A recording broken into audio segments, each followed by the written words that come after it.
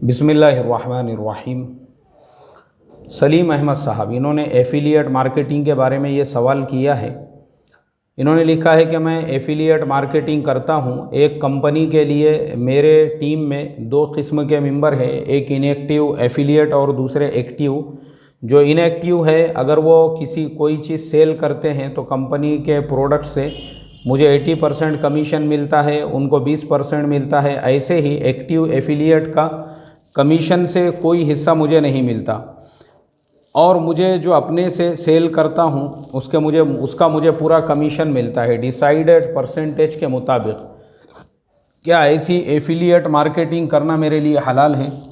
सलीम अहमद साहब, इस मसले का मैं इससे पहले जवाब दे चुका हूँ कि जो आजकल जो है एफिलिएट मार्केटिंग के अंदर भी नेटवर्किंग सिस्टम आ चुका है कि आप अपने नीचे मेंबर बनाइए, और वो नीचे बनाने वाले जो मेंबर है वो भी जो मेहनत करेंगे आपको भी उसमें से हिस्सा मिलेगा। तो ये सूरत आपके लिए बिल्कुल नाजायज़ है। हमारे उलामा ने इस पे बाज़ाब्ता फ़तवा दिया, ये बैअ गरर है जिसके अंदर पूरी तरह से धोखा है।